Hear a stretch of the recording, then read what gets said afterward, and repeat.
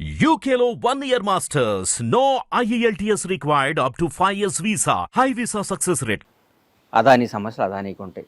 సమస్య లేదు, నేను చాలా హ్యాపీ అండి, నేను పొద్దున్నే లేస్తానండి, వాకింగ్ చేస్తానండి, టీవీ చూస్తానండి, పేపర్ చదువుతానండి, రామకోట రాసుకొని పడుకుంటానండి.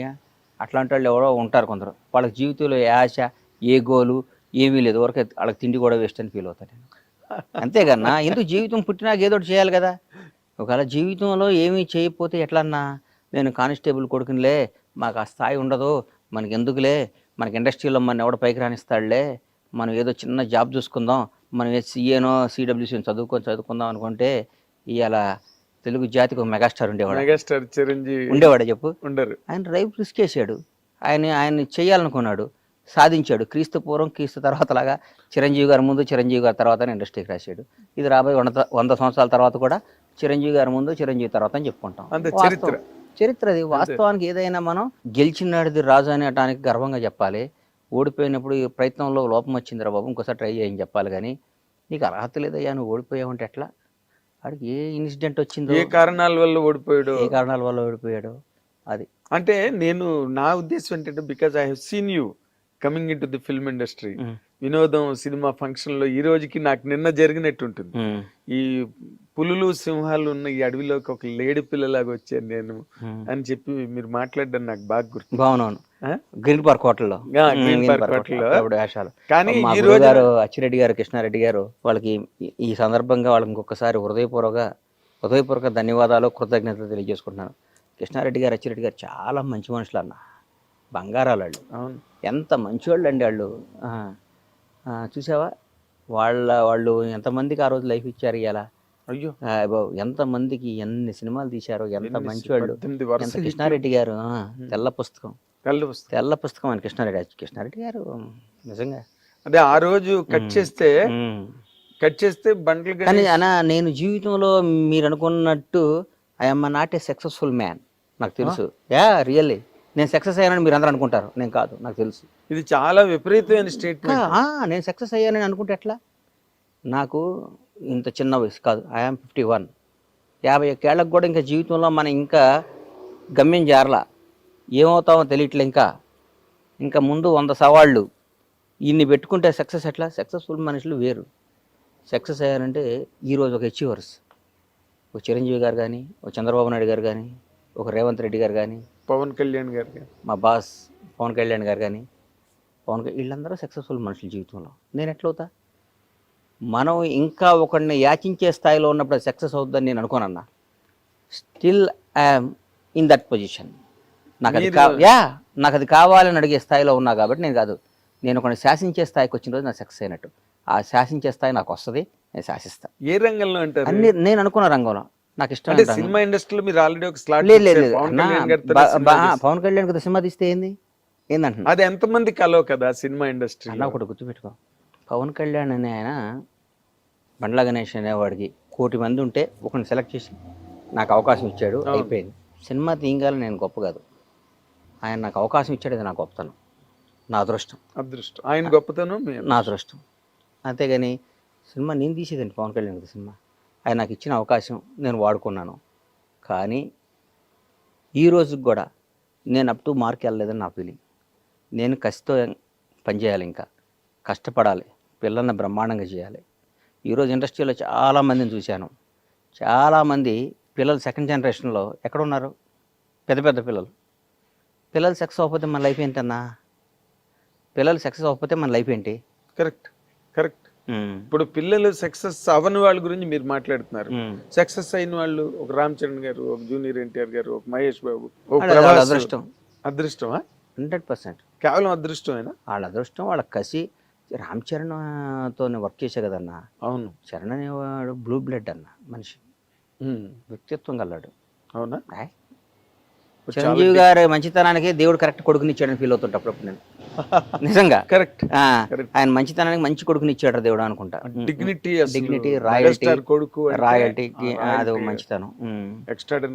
ఈ ఇండస్ట్రీలో కూడా మనం ఊరికే బేసిక్గా జనాన్ని ఊరికి పొగటం అనవసరం, ఎక్కువ పొగడకూడదు. వాళ్ళకి టాలెంట్ ఉంది, వాళ్ళకి దమ్ము ఉంది, వాళ్ళకి అన్నీ ఉన్నాయి, కలిసి వచ్చినాయి అనుకోవాలి. కానీ ఓరికి అబ్బబ్బబ్బా నువ్వు ఇంద్రుడివి, నువ్వు చంద్రుడివి, నువ్వు మామూలుడివి కాదు, నీలాంటి పుట్టక ఇంకోటి పుట్టడు, మీరు అలా నీలాంటి పుట్టక ఇంకొకటి పుట్టడు, నువ్వు పుట్టినప్పుడు నువ్వు నీ జన్మ ధన్యం అయిపోయింది, ఇవన్నీ మాటలు ట్రాష్ అని నేను ఫీల్ అవుతున్నా. అనవసరం. మనతో వాళ్ళకి అవసరం కల్పించుకునే విధంగా మనం పెరగాలి. ఈ బండ్లా గణేష్ ఉంటేనే ఈ ప్రాజెక్టు న్యాయం చేస్తాడ్రా అన్న స్థాయిలో మనం ఉండాలి. ఈ పని చేయాలంటే బండ్లా గణేష్ ఉంటేనే బాగుంటుందిరా అనే ఆలోచన వాళ్ళకి కలిగే విధంగా మనం పెరిగితేనే మన సక్సెస్. కానీ సార్ మీరు ఇంత పొడుగు సార్, మీరు నడిస్తే అద్భుతం సార్ అంటే చాలామంది ఉన్నారు. చాలామంది హీరోల దగ్గర చిన్న చిన్న వేషాలు వేసి పొగిడే వాళ్ళు చాలామంది ఉన్నారు. వాళ్ళ జీవితం నా జీవితం ఒకటి పొగడతకి ఉండకూడదని నా నమ్మకం. నేను పొగిడించుకునే స్థాయిలోకి రావాలని నా ఆశ. వస్తా అన్న. కాదు అంటే ఇంకా మీరు పొగిడించుకునే స్థాయిలోకి రాలేదు. ఎక్కడ వచ్చానన్నా? నిజంగా ఇదేం అచీవ్మెంట్? ఇది అచీవ్మెంటా? మీతో పాటు అవన్నీ అనవసరం. నా చిరంజీవి గారితో పాటు ఇండస్ట్రీకి వచ్చిన వాళ్ళు, పవన్ కళ్యాణ్ గారితో పాటు హీరోలుగా వచ్చిన వాళ్ళు, రేవంత్ రెడ్డి గారితో పాటు రాజకీయాల్లోకి వచ్చిన వాళ్ళు, చంద్రబాబు నాయుడు సమకాలికులు. చంద్రబాబు నాయుడు గారితో చాలా మంది సమకాలికులు ఉన్నారు, రిటైర్డ్ అయిపోయారు, చనిపోయారు. ఆయన ఫస్ట్ టైం ముఖ్యమంత్రిగా ప్రమాణ స్వీకారం చేసినప్పుడు ఆయన మంత్రివర్గం ఫోటోలు చూడండి ఎంతమంది ఉన్నారు. ఇప్పుడు సెకండ్ టైం చేసినప్పుడు ఎంతమంది ఉన్నారు, థర్డ్ టైం చేసినప్పుడు ఇప్పుడు ఎంతమంది ఉన్నారు. Still today is young man, is fighter. Yeah, Pawan Kalyan గారు ఆయనతో పాటు హీరోలుగా జనరేషన్ ఆ టైంలో 25 ఏళ్ళు అక్కడమ్మ ఇక్కడ అబ్బాయి. ఇప్పుడు నేనేగా ప్రత్యక్ష సాక్షిని. సుస్వాగతం దగ్గర నుంచి ఆయనతో పాటు ప్రయాణించినాను కదా. ఆయనతో పాటు ఎంతమంది వచ్చారు, ఎంతమంది ఉన్నారు? ఎవరయ్యారు? పవన్ కళ్యాణ్ వాడయ్యాడు. చిరంజీవి గారు తమ్ముడు అయ్యాడంటే ఎట్లా? చిరంజీవి గారు తమ్ముడు లేరా? చిరంజీవి గారు చాలామంది లేరా? చిరంజీవి గారు బంధువులు లేరా? ఎందుకు పవన్ కళ్యాణ్ చిరంజీవి గారిని కూడా తలదన్నే స్థాయికి వెళ్ళాడు. నిజంగా మాట్లాడుకోవాలి అంటే నేను మనస్పాటి నాకు పవన్ కళ్యాణ్ కాదు. ఆ స్టేజెస్ లో కూడా చిరంజీవి గారు కూడా ఆశ్చర్యపోయిన సందర్భాలు ఉన్నాయిగా. పవర్ స్టార్ అని అరుస్తుంటే చిరంజీవి గారు గ్యాప్ ఇచ్చి మాట్లాడకుండా నేను కూడా అంటే పవన్ కళ్యాణ్ గారి మీద కూడా నేను నా జీవితంలో ఒక ఈడు అద్భుతం ఆహాహా అని పొగడకూడదు అనే డెసిషన్ తీసుకున్నాను నేను. ఎందుకు పొగడాలన్న మనం పొగిడించుకునే స్థాయికి రావడానికి ప్రయత్నం చేయాలి. అంటే మీరు ఒకరిని ఆ విధంగా చాలా అలంకారప్రాయంగా మీరు పొగిడిన సందర్భం ఒక్కసారి నేను చూశాను. అది పవన్ కళ్యాణ్ గారిని పొగడపోతే నాది బతుకు కదన్న. పొగడపోవటం అంటే ఆయన మీద నా కృతజ్ఞతను ఎల్లబొట్టకపోతే నేను బండ్లా నాగేశ్వరరావు బండ్లా సీతకు పుట్టానన్న జీవిత సత్యం ఎంత నిజమో, మా తల్లిదండ్రుల పేరు ఎంత నిజమో, పవన్ కళ్యాణ్ అనేవాడు కృతజ్ఞతగా ఉండటం అంత నిజం. అది జనం అనుకోవచ్చు, పవన్ కళ్యాణ్ పొగుడుతున్నాడు రా, అది నేను అవసరం లేదు. నా జీవితం నువ్వు ఎప్పుడైనా చెక్ చేసుకో అన్న. నేను ఎవరైనా సింహభాగాన్ని ఉన్నప్పుడు వాడితో గొడవపడుతుంటా. రాష్ట్రాన్ని శాసిస్తున్నారు, కనుసైగితో శాసిస్తున్న టీఆర్ఎస్ ప్రభుత్వం మీద ఎదిరినాను నేను. అవును, భయం పొగడలేదు ఎప్పుడు. నెవర్ నా ప్రాణం పోవటానికై నేను సిద్ధపడతా. నేను పొగను. నేను కాంగ్రెస్ దాదాపు మీరు 2004 2003 బొత్సన్న 2004 అప్పుడు అంతకుముందు నేను 2000 నుంచి నేను వాళ్ళతో సన్నిహితంగా ఉన్నా. 2000 నుంచి నన్ను చూశారు మీరు. అవును, నేను ఏ రోజైనా పార్టీ మారానా? ఏం లేదు. 2009లో చిరంజీవి గారు పార్టీ పెట్టినప్పుడు కూడా చిరంజీవి గారు అంటే ఇష్టం, నేను పార్టీ మారానా? మారలేదు. ప్రజారాజ్యంలోకి వచ్చానా? డిస్కషన్ కూడా జరిగింది. నేనేమన్నాను, నేను రానా, నేను కాంగ్రెస్లోనే ఉంటానని చెప్పాను. నాకు ఇష్టం కాంగ్రెస్ అంటే. ఈ రోజు కూడా చెప్తున్నా, పవన్ కళ్యాణ్ అని ఆయన పార్టీ పెట్టి వాస్తవం చెప్తున్నా, పవన్ కళ్యాణ్ గారు నాకు ఇక అంతకంటే అల్టిమేట్ ఎవరు లేడు. ఆయన జనసేన పార్టీ పెట్టినప్పుడు నాకేమాత్రం మనస్సాక్షికి నేను క్వశ్చన్ చేసుకుంటే నేను ఎవరి దగ్గర పనిచేయాలన్నా, ఎవరితో తిరగాలి? నిజం చెప్పు. పవన్ కళ్యాణ్ గారితో కదా, అన్డౌటెడ్ కదా, దాంట్లో డౌట్ ఇంకేముందా? డౌట్ తేడా ఉందా? ఏం లేదు. నేను ఎందుకు వెళ్ళలేదంటే నా మనస్సాక్షిని, నా ఇష్టాన్ని, నా ప్రేమని, కాంగ్రెస్ పార్టీ మీద నా అభిమానం డామినేట్ చేసి ఆయన బాగుండాలి, ఆయన అక్కడ కింగ్ అవ్వాలి, కానీ నేను కాంగ్రెస్ పార్టీలో ఉండాలి. దానికి తెలుసు. దానివల్ల నేను అక్కడ పోతే నన్ను అందల మీద పెట్టేవాడు ఆయన. 100% అందలం మీద పెట్టేవాడు,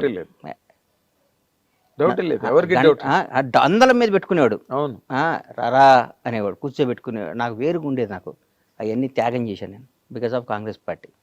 అట్లాగే చంద్రబాబు నాయుడు గారు అరెస్ట్ చేశారు. తెలుగు జాతి మొత్తం ఉలిక్కి పడిపోయింది పాపం. ఆయనతో లబ్ధి పొందారు జనం అందరూ. చంద్రబాబు గారు పాపం ఆయన 14 ఏళ్ళు ముఖ్యమంత్రిగా ఉన్నప్పుడు ఆయన్ని పొగిడారు, అది చేశారు, ఇది చేశారు. అసలు ఆయన అద్భుతం అన్నారు, ఇది అన్నారు. ఆయన జైల్లో చేస్తే వాళ్ళందరూ నమ్మే భగవంతుడి మీద వాళ్ళకి జన్మనిచ్చిన తల్లిదండ్రులు సాక్షిగా వాళ్ళ బిడ్డల సాక్షి చెప్పమను ఎంతమంది బయటకు వచ్చి ఆయనకు మద్దతుగా నిలిచారు? ఎవరు లేరు.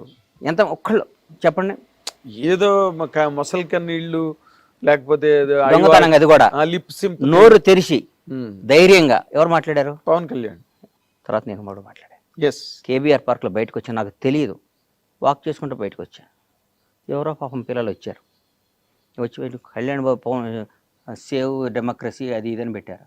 అప్పుడే రైల్లో మెట్రో రైల్లో చేస్తుంటే అంతకు ముందు రోజు టీఆర్ఎస్ పార్టీ వాళ్ళు ఎవరో ఇక్కడ చేయడానికి వీల్లేదు, కేటీఆర్ గారే మర్చిపోయా, వెళ్ళి మీ ఊళ్ళల్లో చేసుకోండి ధర్నాలు, మీ ఊర్లలో చేసుకోండి అని వ్యంగ్యంగా మాట్లాడారు. చంద్రబాబు నాయుడు గారిని అరెస్ట్ చేసి నా కడుపు రగిలిపోయింది. అంటే అధికారం ఇంత ఇట్లా మాట్లాడిస్తుందా? అధికారం ప్రజాస్వామ్యం ఈ పెద్ద పెద్ద రాజ్యాలే సామ్రాజ్యాలే వెళ్ళిపోయినరా? ఏంది ఇది?